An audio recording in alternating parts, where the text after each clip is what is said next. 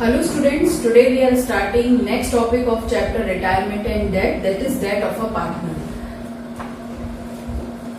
Death of a partner, accounting procedure on the death of a partner are similar to that of retirement of a partner. ये जो video मैं अभी बना रही हूँ इसके पहले जो वीडियो मैंने पोस्ट किया था अकाउंटेंसी का उसमें रिटायरमेंट ऑफ अ पार्टनर मैंने टॉपिक पढ़ाया था आपको, उसके प्रैक्टिकल भी कराए थे और उसी की थ्योरी कराई थी। तो जैसा ट्रीटमेंट हमने रिटायरमेंट में सीखा है, अकाउंटिंग प्रोसीजर जैसी सीखी है, वैसी ही सेम प्रोसीजर यहाँ डेथ वाले टॉपिक में होती है। सिंपल वैसा ही करना है आपको, सारी चीजें वैसी ही हैं, बस जहाँ रिटायरिंग पार्टनर का वर्ड आ रहा है, जहाँ हम वर्ड यूज करते थे रिटायरिंग पार्टनर्स कैपिटल अकाउंट, वहां सिर्फ आप क्या पोस्ट कर देंगे डिसीज्ड पार्टनर कैपिटल अकाउंट। उस वर्ड की जगह आप क्या यूज करेंगे डिसीज्ड पार्टनर, जिसकी डेथ हो गई है, अब उसके नॉमिनी को मिलेगा, वो जिसको अपना लीगल हायर बनाएगा उसके पार्टनर के लीगल हायर को या नॉमिनी को सारा अमाउंट मिल जाएगा। यहाँ टॉपिक दिया हुआ है पेज नंबर 6.56 पर, पहले इसकी थ्योरी दी है।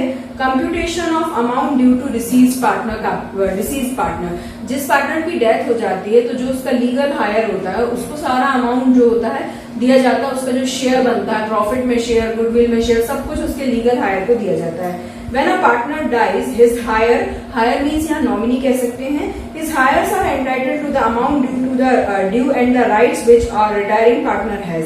The amount that becomes due to the hire determined as being discussed under at the retirement of a partner. आपने retirement of a partner chapter last video के थ्रू पढ़ा होगा, तो उसमें मैंने कुछ टॉपिक्स बताए थे कि रिटायरिंग पार्टनर को क्या क्या चीजें मिलती है। तो जो चीजें रिटायरिंग पार्टनर को मिलती हैं वही डिसीज पार्टनर को मिलेंगी, बस रिटायरिंग पार्टनर खुद लेके जाता है सारी चीजें, यहाँ डिसीज पार्टनर के हायर लीगल हायर या नॉमिनी को वो सब चीजें मिलेंगी। Unlike retirement which can be planned, that may occur any time, any day. अब रिटायरमेंट का तो प्रॉपर प्लान रहता है कि हमें इस डेट में रिटायर होना है, या एक पर्टिकुलर फिक्स पीरियड होता है जिसके बाद रिटायरमेंट होना है, पर डेथ कैसी है अनसर्टेन है, वो तो कभी भी हो सकती है। तो सारी चीजें फिर जिस डेट में डेथ हुई है उस डेट तक की दी जाएंगी डिसीज्ड पार्टनर को। The hire of the deceased partner also entitled to the share of profit earned from the beginning of the financial period till the date of death. कब से कब तक का, जैसे सपोज हमारा अकाउंट शुरू होता है 1 अप्रैल को और क्लोज हो रहा है हमारे अकाउंटिंग, क्लोज कब करते हैं हम 31 मार्च को हम अकाउंटिंग क्लोज कर रहे हैं अपनी। अब जो पार्टनर की डेथ हो रही है वो हो रही है 1 जून को, तो वो कब तक पार्टनर रहा, डेथ हुई जिस दिन उस दिन तक तो पार्टनर रहा। तो मार्च के बाद अप्रैल मई 2 मंथ्स का उसे शेयर मिलेगा हर चीज में। शेयर ऑफ प्रॉफिट जो होगा, क्योंकि 31 मार्च का अकाउंट क्लोज हुए तो यहाँ तक तो मिला ही होगा उसे। अब ये 2 मंथ्स है, मई और जून, इनका भी उसको शेयर मिलेगा। अब इन्होंने यहाँ दिया है partnership describe the method of determining profit और loss for the period the heir of the deceased partner are entitled to the following. यहाँ कुछ पॉइंट्स दिए हुए हैं मेरी बुक में, आप अपनी बुक में देख सकते हैं। यहाँ पॉइंट्स दिए होंगे, एटलीस्ट 10 to 12 पॉइंट्स दिए हुए हैं कि जो डिसीज पार्टनर है उसको क्या क्या चीजें मिलती हैं। तो जैसे आप कैपिटल अकाउंट बनाते हैं रिटायरिंग पार्टनर का, वैसे ही आप डिसीज पार्टनर का कैपिटल अकाउंट बनाएंगे।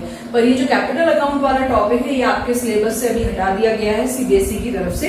तो सिर्फ आपको इस चैप्टर में 2 टॉपिक पढ़ने हैं, वो पढ़ना एक तो शेयर ऑफ प्रॉफिट का कैलकुलेशन और नेक्स्ट है गुडविल का कैलकुलेशन। मैं आपको बताती हूँ कि पार्टनर्स कैपिटल अकाउंट में क्या क्या चीजें पोस्ट होंगी, मतलब जो डिसीज पार्टनर है जिसकी डेथ हो गई है उसको क्या क्या चीजें मिलेगी और क्या उसको पे करनी पड़ेगी।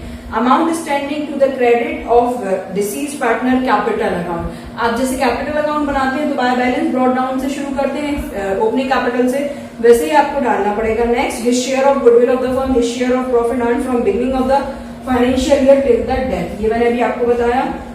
His share in accumulated profit and reserves, interest on capital, his salary commission. If he advance some loan to the firm, then amount of loan will be repaid and interest will be given. अब ये तो credit items थे, अब debit item कौन कौन से हैं? His share of loss, his share in loss of revaluation, his share in accumulated losses, his drawings, interest on drawing. तो ये सब सारी चीजें हम पार्टनर्स कैपिटल अकाउंट बनाएंगे। सपोज हमारे 3 पार्टनर है ए बी सी, ये 3 पार्टनर से सी की डेथ हो गई तो सी का कैपिटल अकाउंट बनाएंगे अगर, तो ये सारी चीजें क्रेडिट में जाएंगी और ड्रॉइंग्स, इंटरेस्ट ऑन ड्रॉइंग, ये सब चीजें डेबिट में जाएंगी।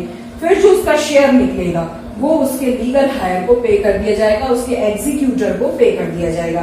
तो उसकी जनरल एंट्री बनेगी deceased partner capital account to deceased partner executor account, इसके एग्जीक्यूटर को वो पैसा पे कर दिया जाएगा। तो एंट्री बन जाएगी deceased partner capital account debited to disease partner executor account. Next page पे ये पार्टनर कैपिटल अकाउंट का फॉर्मेट दिया गया है, जैसे इस टाइप का मैंने बनाया है बोर्ड पे, इसी टाइप का फॉर्मेट दिया होगा। अब ये जो अमाउंट सपोज हमारा यहाँ पे इनको पेमेंट निकला है 20,000 का, जो सी को पे करना है क्योंकि इनका डेथ हो गया है, तो इनके एग्जीक्यूटर को, इनका बेटा हो सकता है, इनका एग्जीक्यूटर, कोई भी जिसको ये अपना एग्जीक्यूटर बनाएंगे उनको ये पैसा पे किया जाएगा। अब ये 20,000 चाहे तो लमसम में भी पे कर सकते हैं और चाहे तो इंस्टॉलमेंट में भी पे कर सकते हैं। अगर इंस्टॉलमेंट में पे करेंगे तो 5 इयर्स की इंस्टॉलमेंट फिक्स कर ले तो उनके साथ इंटरेस्ट भी देना पड़ेगा, और लमसम में चाहे तो लमसम में भी पे कर सकते हैं। ये फॉर्म पे डिपेंड करता है, पार्टनर्स पे डिपेंड करता है, कंटिन्यूइंग पार्टनर्स पे कि वो कैसे पेमेंट करना चाहते हैं। अगर लमसम पेमेंट करेंगे तो एंट्री बन जाएगी decease partner executor account debited to bank, lump sum payment हो जाएगा। और अगर उसको इंस्टॉलमेंट में पेमेंट करेंगे तो इंटरेस्ट की भी जनरल एंट्री करनी पड़ेगी। फर्स्ट एंट्री बनेगी interest account debit to disease partner capital account, और नेक्स्ट बनेगी decease partner executor account debited to bank, अगर लमसम में पेमेंट नहीं करते हैं तो। फर्स्ट टॉपिक दिया गया है calculation of decease partner share of profit. मेरी बुक में ये क्वेश्चन दिए हुए हैं 6.93 पेज पे। अब एक इंपॉर्टेंट चीज मैं आपको बता दूं, जैसे हमने यहाँ पे देखा कि 31 मार्च को अकाउंट क्लोज हो रहे हैं, तो 31 मार्च तक तो प्रॉफिट में शेयर उनको मिला होगा पार्टनर को जिसकी डेथ हुई है, मतलब सी को, पर मई और जून का शेयर नहीं मिला होगा, तो ये शेयर हमें इनको देना पड़ेगा, इनके पार्टनर्स कैपिटल अकाउंट के थ्रू इनके एग्जीक्यूटर को देना पड़ेगा। तो जो शेयर ऑफ प्रॉफिट होता है ना, उसके लिए एक अलग से अकाउंट खोला जाता है, profit and loss suspense account, क्योंकि बाकी ए और बी का कैलकुलेशन तो प्रॉफिट का हम कर नहीं रहे हैं। हाँ, सी जो इसकी डेथ हो गई है उसके एग्जीक्यूटर को जरूर हमें पे करना है, तो उसके लिए एक अकाउंट खुलता है profit and loss suspense account. तो जनरल एंट्री बनेगी प्रॉफिट डिस्ट्रीब्यूशन, प्रॉफिट देने की डिसीज पार्टनर को, profit and loss suspense account debited to deceased partner capital account, profit and loss suspense account debited to disease partner capital account. ये question board में 1 marks में आ चुका है कि ये बताइए डेथ के टाइम जो डिसीज्ड पार्टनर होता है उसको किस अकाउंट के थ्रू प्रॉफिट शेयर होता है। तो आंसर आपको लिखना है profit and loss suspense account के थ्रू होता है, और ये जनरल एंट्री में डेबिट होता है। अब मैं इसके कुछ क्वेश्चंस शुरू कर रही हूँ। क्वेश्चन नंबर 55 से स्टार्ट है मेरी बुक में, डेथ टॉपिक के क्वेश्चन। आपको सिर्फ 2 टॉपिक पढ़ना है, एक तो प्रॉफिट शेयर और नेक्स्ट पढ़ना है ट्रीटमेंट ऑफ गुडविल, बस। इसके बाद वाले जो भी टॉपिक्स हैं वो आपको नहीं पढ़ने हैं। इसके बाद टॉपिक है preparation of capital account, adjustment account of decease partner capital account, तो ये सब आपको नहीं पढ़ने हैं, ये सीबीएसई के साइड से सिलेबस से हटा दिए गए हैं। क्वेश्चन नंबर 55 है मेरी बुक का, Kumar Verma and Naresh, these are 3 partners in a firm. ये दिल्ली 2015 का क्वेश्चन है। Sharing profit and losses in the ratio of 3:2:2 on 23rd January 2015। अब देखिए इनका अकाउंट क्लोज होता होगा दिसंबर में, और इन्होंने बोला है पार्टनर का डेथ हुआ है 23rd January 2015 को, वर्मा डाइड, वर्मा की डेथ हो गई है।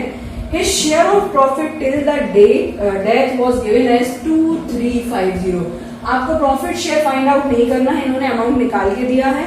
You have to record general entry for the same, आपको जनरल एंट्री करना है, तो सिंपल आप जनरल एंट्री करेंगे profit and loss suspense account debited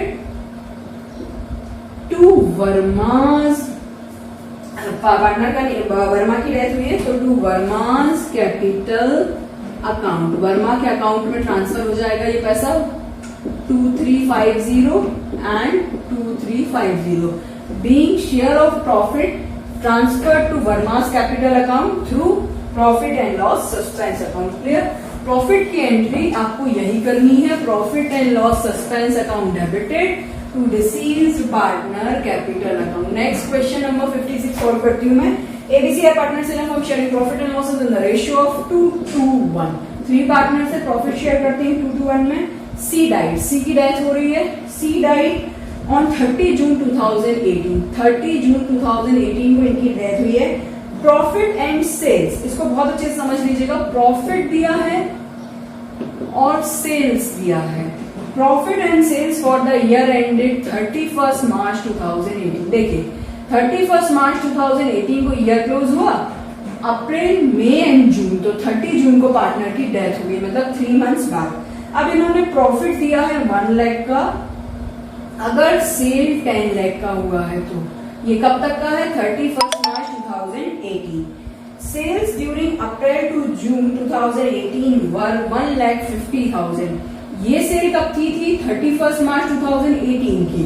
और ये जनवरी मार्च के बाद अप्रैल, मई और जून, 30 जून तक की सेल दी है। वो कितनी दी है? मतलब 3 मंथ्स की सेल दी है, 1,50,000। तो प्रॉफिट कितना होगा जिसमें आपको सी पार्टनर को शेयर देना है?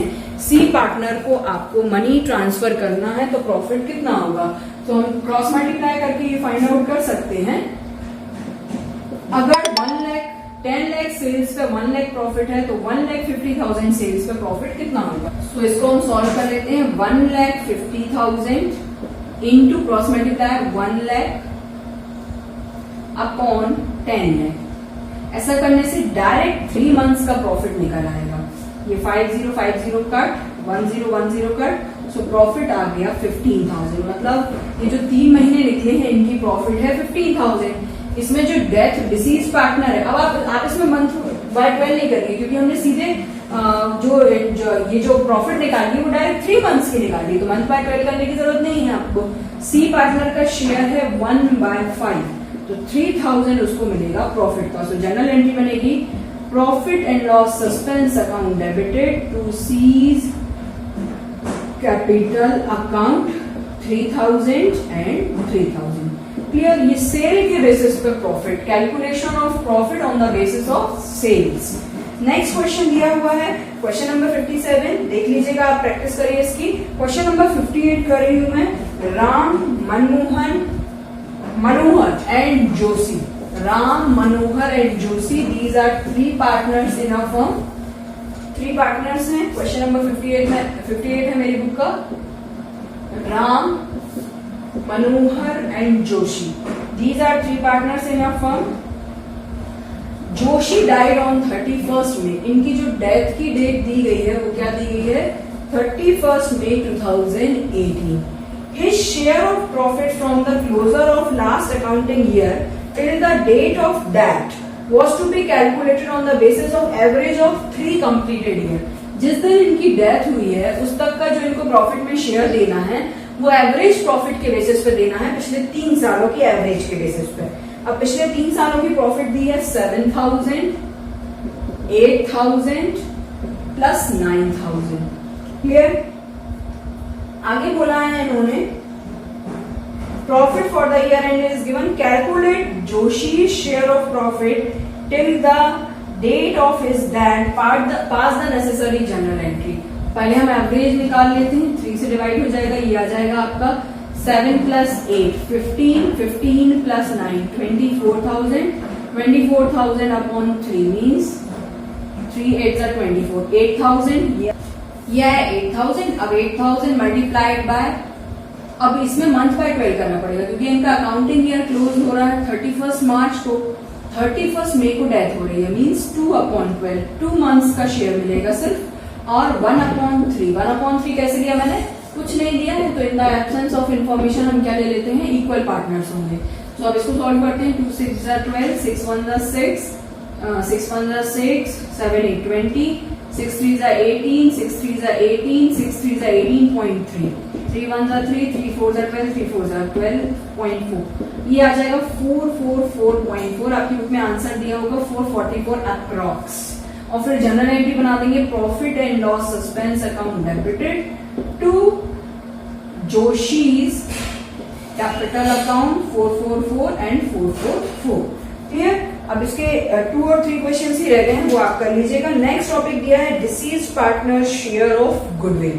गुडविल के शेयर को फाइंड आउट करना है। मीन्स अब आपको याद होगा मैंने जब रिटायरमेंट पढ़ाया था आपको, तो मैंने आपको गुडविल का एडजस्टमेंट बताया था और जनरल एंट्री बताई थी। 2 केसेस के थ्रू मैंने आपको जनरल एंट्री बताई थी। गुडविल के टाइम आपको क्या करना है? 2 केसेस के थ्रू जनरल एंट्री करना है। When goodwill is adjusted through partners capital account, तो जनरल एंट्री क्या होती है? उसमें हम लोगों ने एंट्री पढ़ी थी गेनिंग टू रिटायरिंग, यहाँ पे हो जाएगी कंटिन्यूइंग पार्टनर मतलब गेनिंग पार्टनर। तो जो कंटिन्यू पार्टनर है, कंटिन्यूइंग पार्टनर भी कह सकते हैं या गेनिंग पार्टनर्स भी कह सकते हैं। Gaining partner capital account debited to deceased partner capital account. और ये एंट्री किस रेशियो में होगी? गेनिंग रेशियो में ये एंट्री होगी। Next, when goodwill is not to raise, goodwill is to be raise. यहाँ हमने गुडविल रेज नहीं की थी, पार्टनर्स कैपिटल से एडजस्ट किया था। यहाँ हमें गुडविल को रेज करना है और फिर राइट ऑफ करना है। तो उस केस में आप जनरल एंट्री कैसे बनाएंगे?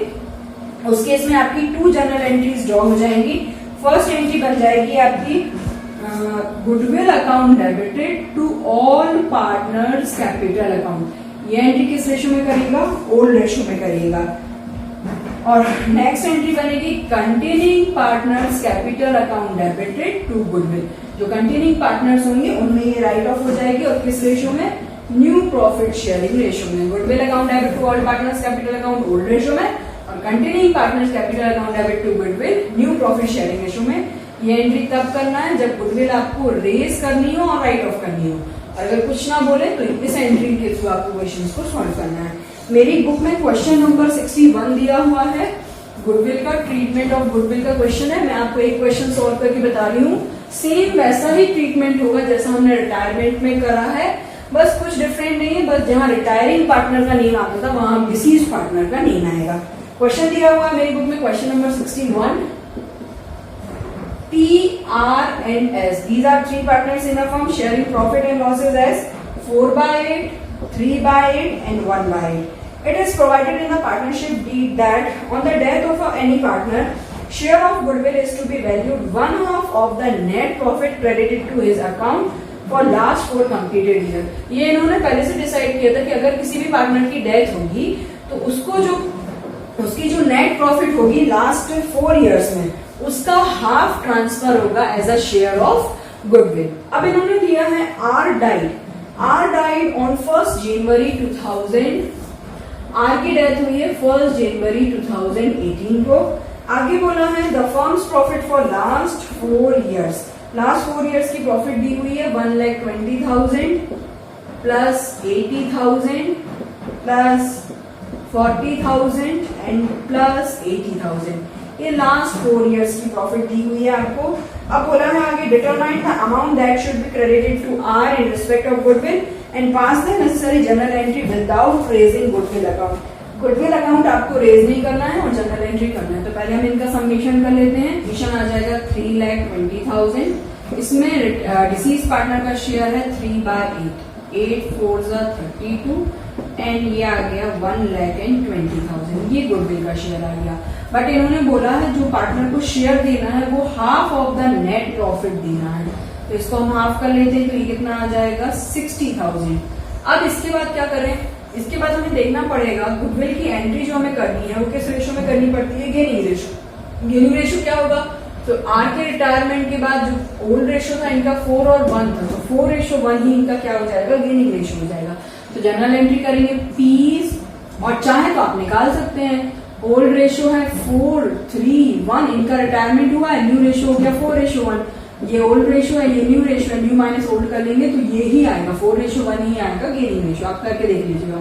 जनरल एंट्री करते हैं गेनिंग टू डिसीज पार्टनर। तो ये आ जाएगा P's capital account debited, S capital account debited to R's capital account. 60,000 यहाँ आ जाएगा।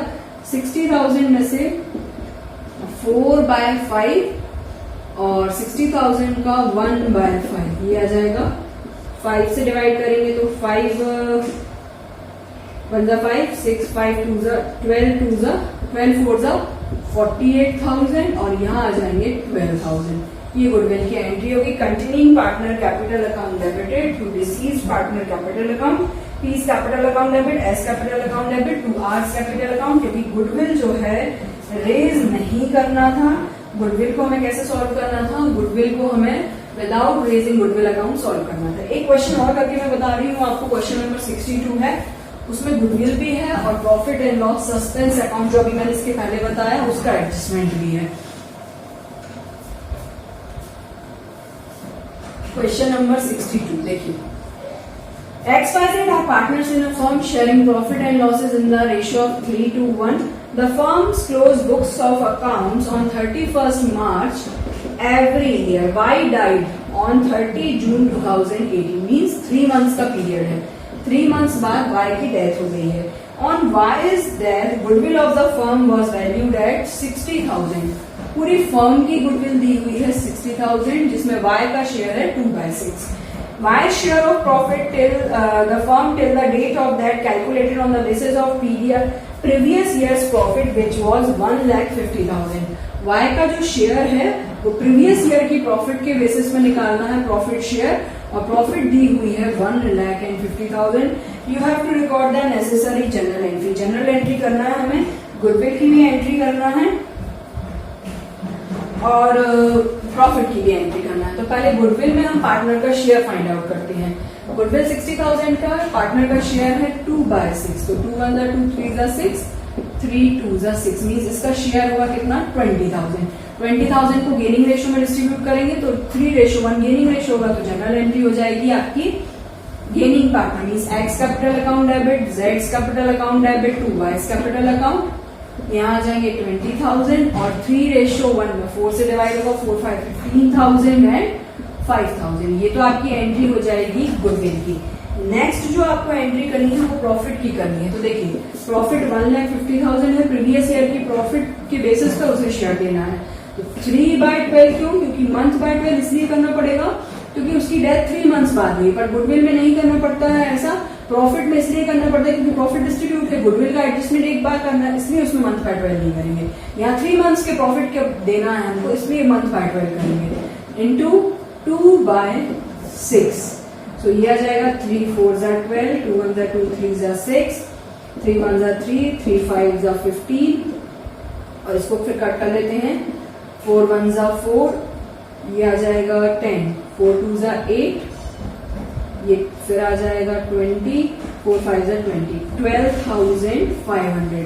जनरल एंट्री बन जाएगी प्रॉफिट की, profit and loss suspense account debited to disease partner means Y's capital account 12,500 and 12,500। Clear? अब आप इसके क्वेश्चन प्रैक्टिस करिएगा। जो ये टॉपिक दिया है इसके बाद आगे determination of amount payable to executor of a deceased partner, ये आपको करने की जरूरत नहीं है क्योंकि पार्टनर्स कैपिटल अकाउंट इनमें बनाना है और partners capital account topic syllabus से अभी हटा दिया गया है। तो आप इन्हीं क्वेश्चंस को प्रैक्टिस करिए। नेक्स्ट वीडियो में डिसोल्यूशन चैप्टर स्टार्ट करूंगी।